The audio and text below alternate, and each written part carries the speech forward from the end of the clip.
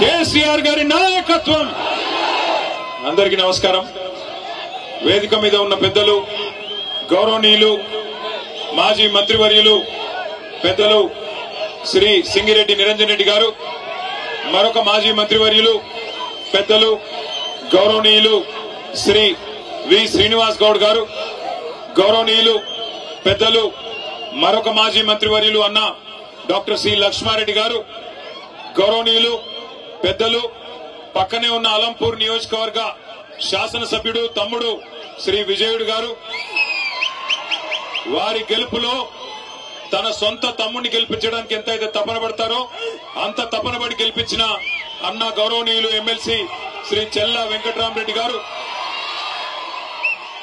గౌరవనీయులు పెద్దలు ఒక డైరెక్టర్ జనరల్ ఆఫ్ పోలీస్ గా పదవి తీసుకునే అవకాశం ఉండగా కూడా మన కోసం మన కష్టంలో మనందరితో నడిచి వచ్చిన, మొన్ననే మీ అందరి ఆశీర్వాదంతో నాగర్ కర్నూలు పార్లమెంట్ నుండి పోటీ చేసి ఆ రోజున్న పరిస్థితుల్లో కొంత తేడాతో ఓడిపోయినా ఎల్లవేళలా ప్రజల కష్టాల్లో ఉంటున్న గౌరవనీయులు శ్రీ డాక్టర్ ఆర్ఎస్ ప్రవీణ్ కుమార్ అన్నగారు, గౌరవ నారాయణపేట జిల్లా అధ్యక్షులు మాజీ శాసనసభ్యులు అన్నగారు పెద్దలు శ్రీ రాజేందర్ రెడ్డి గారు, గౌరవనీయులు పక్కనే ఉన్న దేవరకద్ర నియోజకవర్గ మాజీ శాసనసభ్యులు అన్న ఆలా వెంకటేశ్వర రెడ్డి గారు, గౌరవనీయులు మరి ముందుగా తమ్ముడు ఒకసారి అందరు చూడాలి.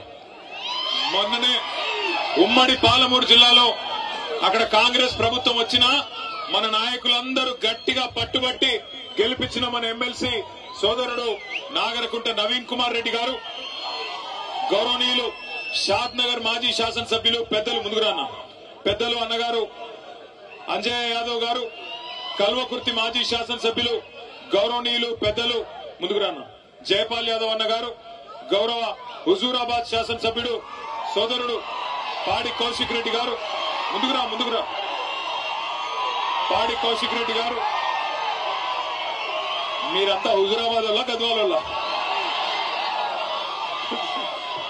అట్లాగే వేదిక పైన ఆసీనులైన గౌరవనీయులైన రాష్ట్ర స్థాయి కార్పొరేషన్ల మాజీ అధ్యక్షులు సోదరుడు ఇమ్తియాజ్ గారు, వెంకటేశ్వర రెడ్డి గారు, అట్లాగే సోదరి రజనీ సాయి చంద్ గారు, ఇంకా వేదిక పైన ఆసీనులైన మా తమ్ముడు విజయ్ కుమార్ గారు, ఈ రోజు ఈ కార్యక్రమాన్ని ఇంత అద్భుతంగా ఏర్పాటు చేసిన మరొక తమ్ముడు, అద్భుతంగా తన నాలెడ్జ్ తో ఉత్సాహంతో మరి కేసీఆర్ గారి దగ్గర కూడా ప్రత్యేకమైన గుర్తింపు పొందిన మా తమ్ముడు డాక్టర్ ఆంజనేయ గౌడ్ గారు, అట్లాగే మా సోదరుడు మరి కష్టకాలంలో కూడా గద్వాలలో పార్టీని ముందుకు తీసుకొని పోతున్న గట్టు జెడ్పీటీసీ సోదరుడు అన్న బాసు హనుమంత నాయుడు గారు.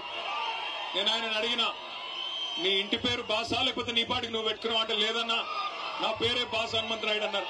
అట్లాగే సోదరి శ్యామల గారు మాజీ జెడ్పీటీసీ గారు, అన్న నాగర్తోటి వెంకటరాములు గారు, అదేవిధంగా ఈ రోజు ఈ కార్యక్రమంలో మరి ముఖ్యమైన పెళ్లి కొడుకు ముందుకు రాన్న తాజా మాజీ మున్సిపల్ చైర్మన్ బిఎస్ కేశవ్ గారు, వారితో ఈ రోజు పార్టీలో చేరుతున్న దరూర్ మాజీ జెడ్పీటీసీ సోదరి శ్రీమతి పద్మ వెంకటేశ్వర రెడ్డి గారు. ఎక్కడ పోయిందా ఒక్కసారి నమస్కారం పెట్టుకోండి. అగో పద్మ గారు, ఇగో వెంకటేశ్వర రెడ్డి గారు. అట్లాగే ఈ రోజు పార్టీలో చేరుతున్న 10 మంది కౌన్సిలర్లు శ్రీమతి జయమ్మ కోటేష్ గారు, శ్రీమతి శ్వేత రంజిత్ గారు, అరుణా జనార్దన్ రెడ్డి గారు, మాణిక్యమ్మ రామచంద్రుడు గారు, శ్రీమతి కోరి లక్ష్మి గారు, శ్రీ మహేష్ కుమార్ గారు, జమాన్ సింగ్ గారు, అదేవిధంగా గిరిజ గారు, మాజీ మార్కెట్ కమిటీ ఉపాధ్యక్షులు మొహమ్మద్ యూసుఫ్ గారు, అట్లాగే మున్నూరు కాపు సంఘం జిల్లా జనరల్ సెక్రటరీ శ్రీనివాస్ రెడ్డి గారు, వారితో పాటు పార్టీలో చేరుతున్న 32 మంది తాజా మాజీ సర్పంచులు, 30 మంది మాజీ ఎంపీటీసీలు పేరు పేరున వారందరికీ గట్టిగా చప్పట్లతో స్వాగతం చెప్పాలని చెప్పి కోరుతా ఉన్నాం. నిజానికి వర్షం పడుతున్నది, సమయాభావం వల్ల వారందరికీ కండువాలు కప్పలేకపోయినాం. వారందరూ కూడా పార్టీలో చేరినట్టుగానే భావించి దయచేసి మమ్మల్ని మన్నించాలని చెప్పి కూడా కోరుతా ఉన్నాం. సరే, గద్వాల రమ్మన్నారు, అది పెట్టే మాట్లాడి పెట్టు. గద్వాల రమ్మంటే మరి ఇక్కడేమో వాన పడేటట్టుంది, మరి రావచ్చా రాలేమా ఎట్లా అంటే, లేదు మీరు తప్పకుండా రావాలి, వచ్చి తీరాలి. వాన పడ్డా, పిడుగులు పడ్డా, ఏది ఏమైనా నువ్వు రావాలని చెప్పి పట్టుబట్టి ఇవాళ ఇక్కడికి రప్పించిన మా గద్వాల గులాబీ సైనికులందరికీ శిరస్సు వంచి హృదయపూర్వకంగా నమస్కారం. వాన పడుతుంటే సాకు కోసమో లేక ఒక కారణం కోసమో చూడకుండా మేమున్నాం మీ ఎంబడ అంటూ ఇలా గద్వాలలో అపురూపంగా స్వాగతం పలికిన మా ఆడబిడ్డలకు అన్నదమ్ములందరికీ కూడా పేరు పేరున హృదయపూర్వకంగా నమస్కారాలు తెలియజేసుకుంటా ఉన్నా. గద్వాలకి మేము రావడం కొత్త ఏం కాదు. మిమ్మల్ని అందరినీ నేను కోరేది ఒకటే, ఇవాళ పెద్దలు కేసీఆర్ గారి నాయకత్వంలో తెలంగాణ రాష్ట్ర సాధనలో కూడా గద్వాలు ఆనాడు పోరాటంలో కూడా ముందున్నది, తెలంగాణ ఉద్యమంలో కూడా ఆనాడు ముందున్నది. ఇదే తేరు మైదానంలో ఆ రోజు నాగర్దొడ్డి వెంకటరాములు గారి నాయకత్వంలో 2007-8 అనుకుంటాను ఇక్కడే సభ పెట్టుకున్నాం. ఉద్యమ స్ఫూర్తితో ఆ రోజు కూడా ముందుకు పోయినాం. కానీ 2014లో రాష్ట్రం వచ్చిన తర్వాత మొదటిసారి ఎన్నికలు జరిగినప్పుడు గద్వాలలో మనం గెలవలేదు. అయినా కేసీఆర్ గారు ఎక్కడా కూడా ఒక్క సెకండ్ కూడా ఆలోచించకుండా గద్వాల గాని, అలంపూర్ గాని, ఆదిలాబాద్ గాని, కోదాడ గాని, ఏ భద్రాచలం గాని, ఏ మారుమూల ప్రాంతమైనా తెలంగాణలో అక్కడ ఉండేది మన అన్నలు, మన తమ్ముళ్ళు, మన ఆడబిడ్డలు, అందరికీ న్యాయం చేయాలన్న ఉద్దేశంతో మరి మొదటి రోజు నుంచి, తెలంగాణ వచ్చిన మొదటి రోజు నుంచి అద్భుతమైన సంక్షేమ కార్యక్రమాలు, అద్భుతమైన అభివృద్ధి కార్యక్రమాలను మీకు అందుబాటులోకి తెచ్చినారు. జీవితంలో ఎన్నడన్నా మీరు అనుకున్నారో లేదో నాకు తెలియదు, కానీ ఇవాళ గద్వాల జిల్లా కేంద్రం అయింది అంటే జోగులాంబ గద్వాలగా, జోగులాంబ తల్లి ఆశీస్సులతో జిల్లా కేంద్రంగా మారింది అంటే ఆ ఘనత ఎవరిది? జిల్లాను చేసింది ఎవరు? వినబడతలేదు. జిల్లా చేసింది ఎవరు? వినబడతలేదు, వినబడటం లేదు. కేసీఆర్ గారేనా? పక్కానా? ఒకనాడు మారుమూల ప్రాంతంగా ఒక జూనియర్ కాలేజ్ కావాలంటే ధర్నాలు చేసే పరిస్థితి, ఒక డిగ్రీ కాలేజ్ కావాలంటే ధర్నాలు చేసే దుస్థితి మా తమ్ముళ్ళు, మా విద్యార్థి సోదరులందరికీ తెలుసు. మారుమూల ప్రాంతంగా, విసిరేసినట్టుండే ప్రాంతంగా దిక్కులేక రాయచూరు పోయి చదువుకునే పరిస్థితి. కానీ ఈ రోజు గద్వాలను జిల్లా కేంద్రం చేయడమే కాకుండా ఇక్కడ బ్రహ్మాండమైన మెడికల్ కాలేజీ, నర్సింగ్ కాలేజీ ఇచ్చింది ఎవరు? ఎవరు? వినబడతంలే. కేసీఆర్ గారేనా? పక్కానా? మెడికల్ కాలేజ్ వచ్చింది. ఇక్కడికి వచ్చేటప్పుడు చూసుకుంటా వచ్చిన మా దర్గా కాడ మెడికల్ కాలేజు, బ్రహ్మాండమైన హాస్పిటల్, నర్సింగ్ కళాశాల అద్భుతంగా నడుస్తా ఉన్నది. ఆ పక్కనే గద్వాలలో ఆ దర్గా దగ్గరనే మెడికల్ కాలేజ్ యువతల 1275 డబల్ బెడ్రూమ్ ఇల్లు ఇచ్చింది ఎవరు? ఎవరు? పూర్తయినాయా? దానికి మొన్ననే రంగులు మార్చినారంట కదా, చూసినారా మీరు? రంగులు మార్చి రిబ్బన్ కట్ చేసిపోయినారంట మొన్ననే. ఏది? మన డబుల్ బెడ్రూమ్ ఇళ్లకి 3 రంగులు పూసి ఇదే ఇందిరమ్మ ఇల్లు అని చెప్పి మొన్న వచ్చి 3 మంత్రులు రిబ్బన్లు కట్ చేసిపోయినారంట. గద్వాల ప్రజలను అమాయకులు అనుకుంటున్నారు, మీకు తెలియదు అనుకుంటా ఉన్నారు. జిల్లా చేయడం మాత్రమే కాదు, మీకు మెడికల్ కాలేజు, నర్సింగ్ కాలేజీ చేయడం మాత్రమే కాదు, ఇదే గద్వాల తాలూకాలో సాగునీరు సమృద్ధిగా అందాలని చెప్పి ఇటు మొత్తం జిల్లాలో అటు గట్టు ఇటు తుమ్మిళ్ళ 2 లిఫ్ట్ ఇరిగేషన్ ప్రాజెక్టులకి శంకుస్థాపన చేసింది ఎవరు? మొదలు పెట్టింది ఎవరు? సరే, తుమ్మిళ్ళ పూర్తయింది. గట్టు కూడా మనం దిగిపోయే నాటికి దాదాపు 40-45% పూర్తయింది. 40-45% పూర్తయిన గట్టు ఎత్తిపోతల పథకాన్ని ఇవాళ పండబెట్టి మరి నీళ్లు ఇవ్వకుండా ఎండబెడుతున్నది ఎవరు? ఎవరు? కాంగ్రెసేనా? కాంగ్రెసేనా? 22 నెలలు అయిపోయింది, ఇంకో 2 నెలలు అయితే 2 ఏళ్లు నిండిపోతుంది. ఎన్ని మాయ మాటలు, ఎన్ని రకాల మాటలు. మరి ఇన్ని పనులు చేసి ఇవాళ గద్వాలకు మేము వస్తుంటే ఒక కాంగ్రెస్ నాయకుడు అడుగుతున్నాడు, ఏం ముఖం పెట్టుకొని వస్తున్నారు అని అడుగుతున్నాడు గద్వాలకి. మనకి ముఖం లేదా ఇడికి రానికే? జిల్లా చేసి మెడికల్ కాలేజ్ ఇచ్చి, నర్సింగ్ కాలేజ్ ఇచ్చి 1-2 కాదు 2 ఎత్తిపోతల పథకాలు, వాటితో 1,00,000 ఎకరాలకు జిల్లాలో నీళ్లిచ్చి మొత్తం ఉమ్మడి పాలమూరు జిల్లాని 2014లో, ఇది మన పత్రిక కాదు, ఇదిగో నిన్న కాక మొన్న 11 సెప్టెంబర్ నాడు ఇగో ఈ దినపత్రిక రాసింది. ఏం రాసింది? నాడు బీళ్లు నేడు సిరులు. నాడు బీళ్లు ఉమ్మడి పాలమూరు జిల్లాలో నాడు బీళ్లు అయితే ఇవాళ సిరులుగా మారి ఆనాడు 8 లక్షల ఎకరాలు మాత్రమే సాగుంటే మరొక 10 లక్షల ఎకరాలు పెరిగి 18.5 లక్షల ఎకరాల్లో ఇవాళ సాగునీరు అందుతున్నది కేసీఆర్ గారి నాయకత్వంలో అని చెప్పి ఇగో ఈ దినపత్రిక రాసింది. ఇవన్నీ ఇట్లా ఉంటే ఒక ఆయన కూడా అడుగుతాడు, ఏం ముఖం పెట్టుకుని వస్తున్నారని. నేను ఇవాళ అడుగుతా ఉన్న కాంగ్రెస్ పార్టీని, కాంగ్రెస్ నాయకులని, ఇక్కడ నిన్నగాక మొన్న పార్లమెంట్ ఎన్నికల్లో నేను గద్వాలకి ఆర్ఎస్ ప్రవీణ్ గారిని గెలిపించాలని చెప్పి ప్రచారంలో భాగంగా ఇక్కడికి వచ్చిన. ఆనాడు మీ ఎమ్మెల్యే కృష్ణమోహన్ రెడ్డి ఏం చెప్పినాడు? అన్నా కాంగ్రెస్ పార్టీలో నేనెందుకు చేరతా, నన్ను చేరమంటున్నారు, అవసరమైతే రైలు కింద తలబెట్టి చచ్చిపోతా, కానీ కాంగ్రెస్ లో చేరను అన్నాడు. చెప్పినాడా లేదా? అదే చౌరస్తా. ఏం చౌరస్తా అది? వైఎస్ఆర్ చౌరస్తానా? వైఎస్ఆర్ చౌరస్తాలో మీటింగ్ పెడితే ఇగో ప్రవీణ్ అన్న సాక్షి, నేను ఉంటే వెంకటరామన్న ఉండే, అందరం ఉండే అన్నాడు. ఆయన రైలు కింద తలబెట్టి చచ్చిపోతా రైలు పట్టాల మీద, గాని కాంగ్రెస్ లో పోను అన్నాడు. ఇవాళ ఏమంటున్నాడు? అభివృద్ధి కోసం పార్టీలో పోయిందంట. ఏం అభివృద్ధి కోసం? ఎవరి అభివృద్ధి కోసం? నియోజకవర్గ అభివృద్ధి కోసమా? నీ సొంత అభివృద్ధి కోసం పోయినావా? దేనికోసం పోయినావు? ఏం అభివృద్ధి జరిగింది 22 నెలలలో? గద్వాల తాలూకాలో ₹1 కొత్తగా మంజూరైందా కాంగ్రెస్ ప్రభుత్వం వచ్చినాక? నేను అడుగుతా ఉన్నా. 6 గ్యారంటీలు అన్నారు, అరచేతిలో స్వర్గం చూపెట్టినారు, ఎన్నెన్ని మాటలు చెప్పినారు. రైతు బంధు కేసీఆర్ గారు 10,000 ఇస్తున్నాడు. మా కాంగ్రెస్ ప్రభుత్వం రాగానే ఎంత ఇస్తా అన్నాడు?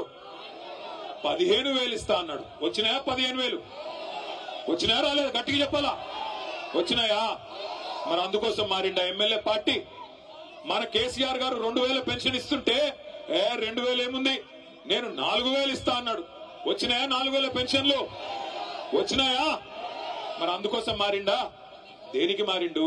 కేసీఆర్ గారు ఆడపిల్ల పెళ్లి చేసుకుంటుంటే షాదీ ముబారక్ కళ్యాణ్ లక్ష్మి పేరు మీద ₹1,00,000 ఇస్తే ఆయన ఇచ్చే లక్ష ఏంది, నేను తులం బంగారం ఇస్తా మీదికెళ్ళి అన్నాడు. వచ్చిందా తులం బంగారం? వచ్చిందా రాలేదా? మరి దానికోసం మారిండా? తులం బంగారం కోసం. అట్లాగే గుర్తు తెచ్చుకోండి, ఎన్ని హామీలు మా ఆడబిడ్డలందరికీ హామీ ఇచ్చినాడు. నెలకు 2,500 ఇస్తా, అత్తకు 4,000, కోడలికి 2,500 అని మాట ఇచ్చినాడు. వచ్చినాయా 2,500 ఎవరికన్నా? ఆడబిడ్డలు ఉన్నారా ఇక్కడ? ఎవరన్నా ఆడున్నారు? మీకు రావురా అయ్యా? వాళ్ళకు వస్తే వీళ్ళు మొగోళ్ళు సేవకుతారు ఇట్లా. ఆడపిల్లలకు ఎవరికన్నా వచ్చినాయా? ఎవరికి రాలే. రాష్ట్రంలో 1,67,00,000 మంది ఆడబిడ్డలు కళ్ళల్లో ఒత్తులేసుకొని చూస్తున్నారు. ఎప్పుడు ఇస్తాడు రేవంత్ రెడ్డి కాంగ్రెస్ ప్రభుత్వం? రాహుల్ గాంధీ వచ్చి పెద్ద పెద్ద మాటలు చెప్పిపోయాయని 2 లక్షలు రుణమాఫీ చేస్తా అన్నాడు. 2 లక్షలు అయిందా? రుణమాఫీ అయిందా కాలేదా? గట్టిగా చెప్పాలి, వినబడతలేదు. అయిందా కాలేదా? మరి అందుకు పోయిందా? ఎందుకు పోయిండు మీ ఎమ్మెల్యే కాంగ్రెస్ పార్టీలకి?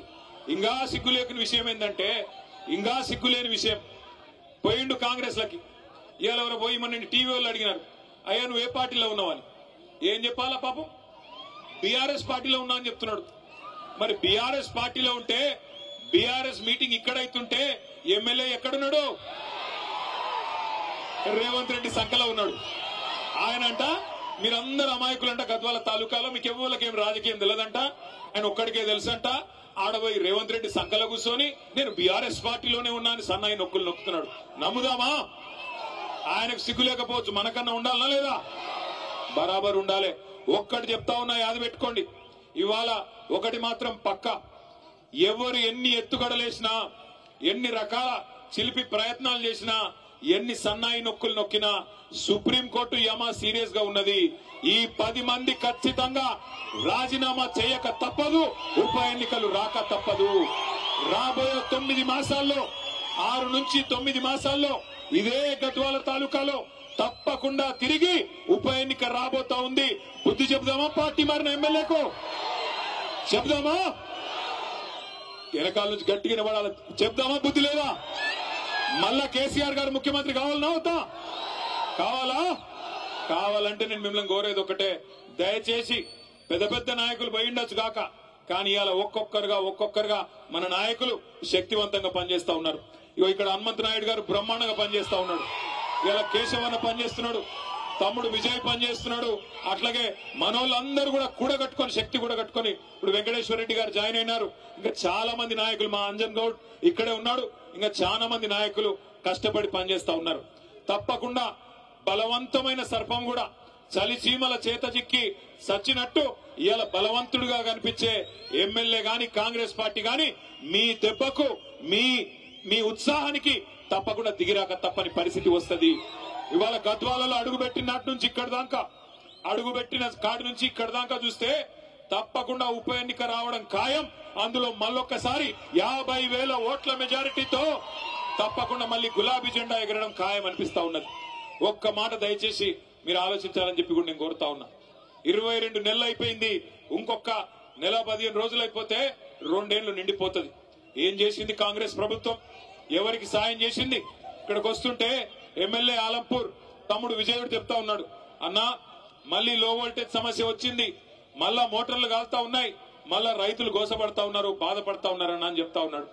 అట్లాగే సీడ్ కంపెనీల విషయంలో చెప్తా ఉన్నారు, సీడ్ కంపెనీలు ఇదివరకు ఇచ్చినట్టు ఇవ్వట్లేదు, బాగా ఇబ్బంది పెడుతున్నాయి, వాళ్ళ కాడ కూడా ఇబ్బందికరమైన పరిస్థితులు ఉన్నాయని చెప్పి ఆ సీడ్ కంపెనీ రైతులు చెప్తా ఉన్నారు. తమ్ముడు మొన్న కొంత పోరాటం కూడా చేసినాడు సీడ్ కంపెనీల మీద. ఒక్కటంటే ఒక్కటి సంక్షేమ పథకం గాని, ఒక్కటంటే ఒక్కటి అభివృద్ధి పథకం గాని ఇవాళ దొరికే పరిస్థితి లేదు. ఏమన్నంటే ముఖ్యమంత్రి ఒక్కటే నేర్చుకున్నాడు, పచ్చి అబద్దాలు చెప్పడం, ఆ అబద్దాల మీదనే 2 ఏళ్లు టైం పాస్ చేయడం. మీరు గమనించండి, కరోనా వచ్చింది కేసీఆర్ గారు ముఖ్యమంత్రిగా ఉన్నప్పుడు. కరోనా వస్తే మనం ఎవరం కూడా అనుకోవాల జీవితంలో ఇట్లాంటి ఒక రోజు వస్తుందని. మూతికి బట్ట కట్టుకొని ఎవరి ఇంట్లో వాళ్ళే గొల్లెం పెట్టుకొని ఇంట్లో కూర్చున్నాం. ₹1 లావాదేవీలు లేవు, వ్యాపారాలు జరగలేదు. మనిషి బయటికే పోకపోతే వ్యాపారం ఎక్కడి నుంచి అవుతుంది? ప్రభుత్వానికి ఆదాయం 0 అయింది. కరోనా వచ్చినప్పుడు కేసీఆర్ గారి ప్రభుత్వంలో ఆదాయం 0 అయినా రైతు బంధు ఆగిందా? రైతు బంధు ఆగిందా? కళ్యాణ లక్ష్మి ఆగిందా? పెద్ద మనుషులకు పెన్షన్ లాగినాయా? కేసీఆర్ కిట్ లాగినాయా? బతుకమ్మ చీరలాగినాయా? ఏవి ఆగలేదు. అన్ని కూడా కేసీఆర్ గారు రూపాయి ఆదాయం లేకపోయినా ప్రభుత్వానికి పేదవాడికి కష్టం రావద్దని చెప్పి మాకు ఎమ్మెల్యేలకు ఎంపీలకు జీతాలు పక్కన పెట్టి రాష్ట్ర ప్రభుత్వ ఉద్యోగులకు కూడా అవసరమైతే 10 రోజులు జీతం ఆలస్యంగా ఇచ్చినా పేదవాళ్లకు మాత్రం జీతం ఇవ్వాలా, రైతులకు రైతు బంధు ఇవ్వాలా, పేదవాళ్లకు సంక్షేమ పథకాలు అందాలా అని ఆ రోజు పనిచేసినారు. కానీ ఇవాళ ముఖ్యమంత్రి గారు బంగారు పల్లెంలో పెట్టి తెలంగాణ రాష్ట్రాన్ని తలసరి ఆదాయంలో భారతదేశంలో నెంబర్ 1 గా చేసి అప్పచెప్తే ఈయన అంటాడు తెల్లారు లేస్తే అప్పుల పాలైపోయింది తెలంగాణ, ఎయిడ్స్ రోగి అయిపోయింది తెలంగాణ, క్యాన్సర్ రోగం వచ్చింది తెలంగాణకు అని ముఖ్యమంత్రి మాట్లాడుతా ఉన్నాడు. నేను ఒక్క మాట అడుగుతా ఉన్నా మిమ్మల్ని అందరినీ, ఇప్పుడు ఈ మైదానంలో తేరు మైదానంలో అప్పు లేని మనిషి ఎవడన్నా ఉన్నాడా? అప్పు లేని వాళ్ళు ఉన్నారా? అప్పు ఉందా లేదా? ఉంది కాదురా. లేనోడు ఉంటే శైలా పట్టండి. అప్పు లేనోడు ఎవడన్నా ఉంటే శైలా పట్టండి.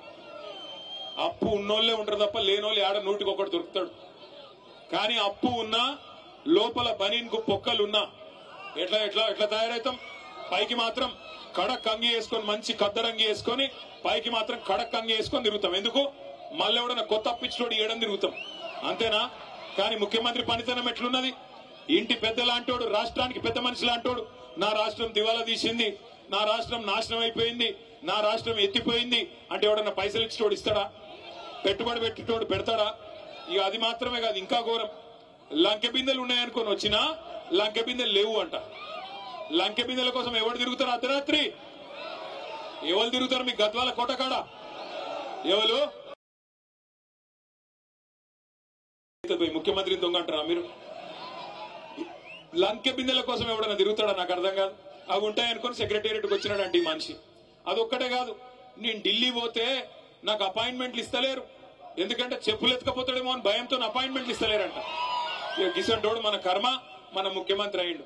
అందుకే నేను చెప్తా ఉన్నా, కాంగ్రెస్ వాళ్ళు నోటికొచ్చిన మాటలు చెప్పి అరిచేతిలో స్వర్గం చూపెట్టి మీకు ఇష్టం వచ్చిన వేలం పాటలాగా ఆయన 2 ఇస్తే నేను 4 ఇస్తా అని చెప్పి డైలాగులు కొట్టి ఓట్లు దండుకున్నారు. ఇవాళ అవతల పడ్డారు.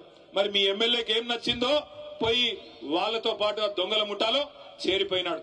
నేను మీ అందరికీ మాటిస్తా ఉన్నా, ఖచ్చితంగా ఉప ఎన్నికలు వస్తాయి. ఉప ఎన్నికల్లో ఈ ఎమ్మెల్యే గారిని చిత్తుగా ఓడించే బాధ్యత మీరు తీసుకోవాలని చెప్పి నేను విజ్ఞప్తి చేస్తా ఉన్నా. ఇక్కడ ఉన్న ఒక గద్వాల బిడ్డనే రేపు గులాబీ అభ్యర్థిగా మీ దగ్గరకు వస్తాడు, కేసీఆర్ పంపిన సోదరుడుగా సైనికుడిగా వస్తాడు. గెలిపించాలని చెప్పి నేను కోరుతా ఉన్నా. గెలిపిస్తారా లేదా?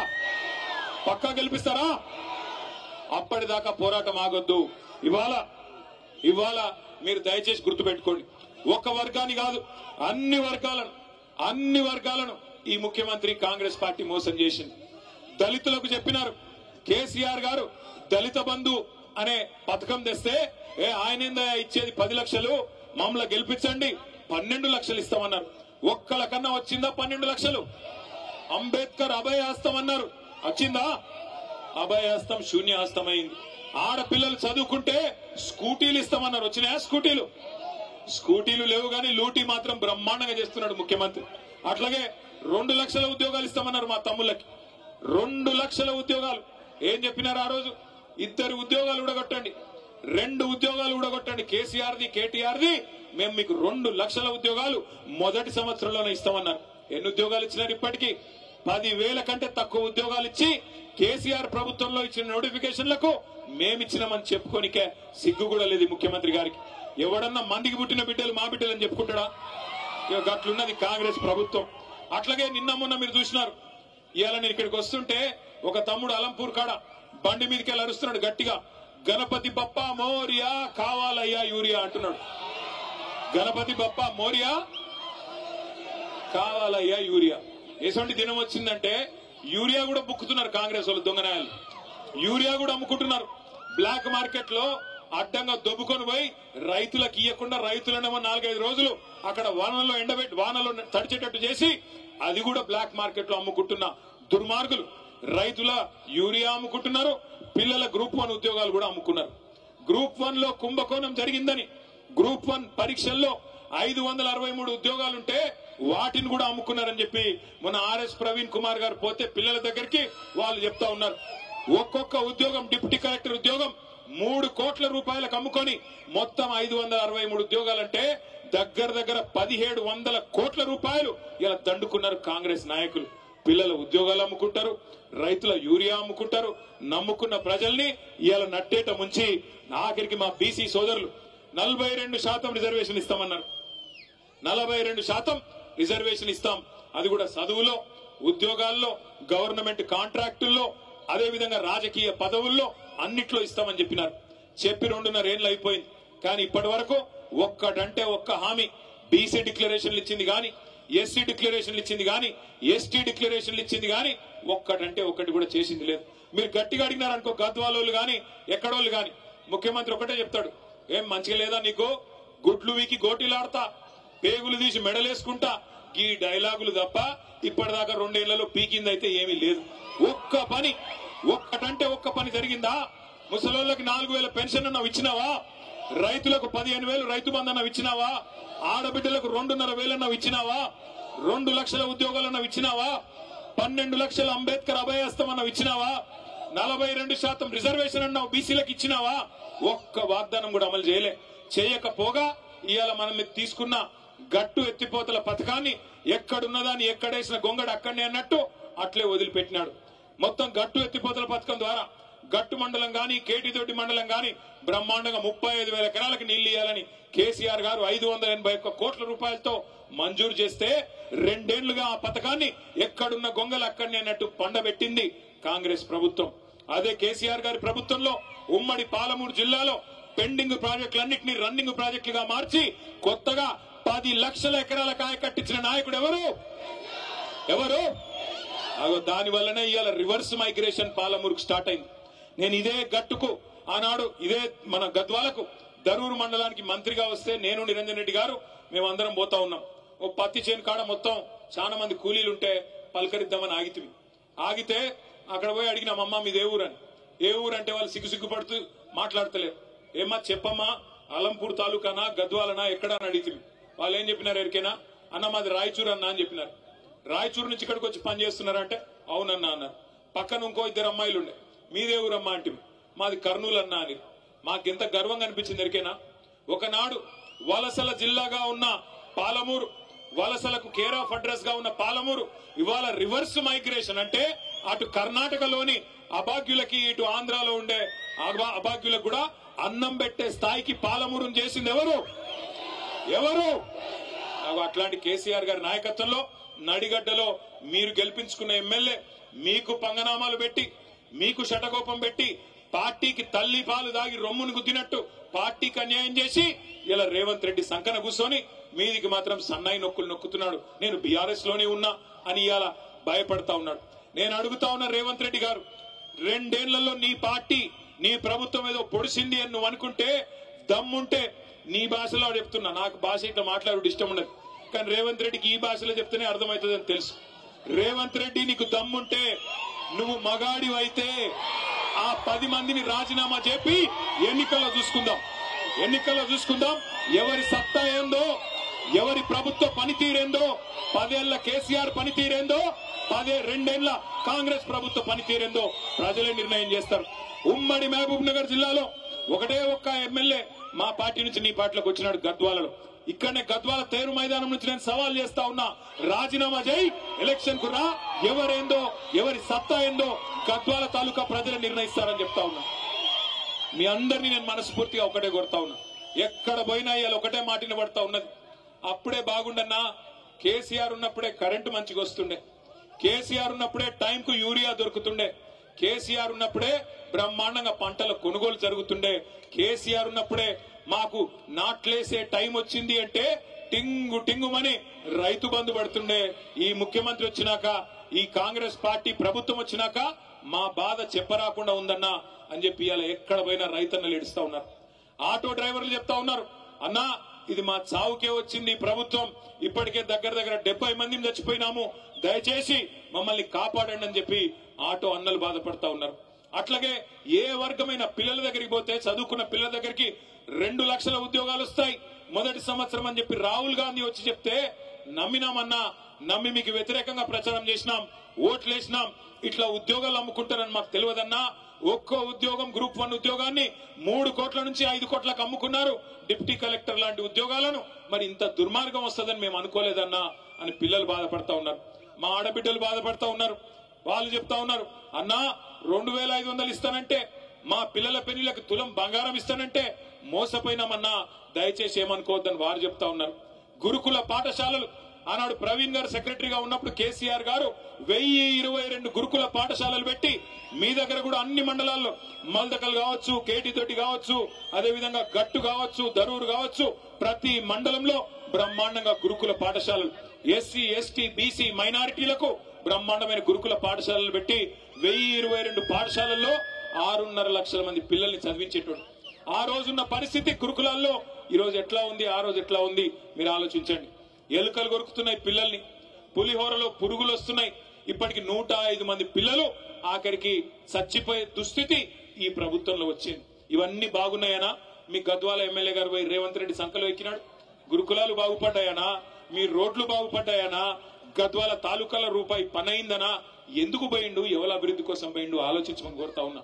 ప్రజల విజ్ఞతను, ప్రజల చైతన్యాన్ని అవమానపరచడమే కాకుండా ఇవాళ మళ్ళొక్కసారి నాటకాలు ఆడుతున్న ఈ 10 మంది ఎమ్మెల్యేల్ని తప్పకుండా భరతం పట్టాల్సిన బాధ్యత మీరే తీసుకోవాలని నేను కోరుతా ఉన్నా.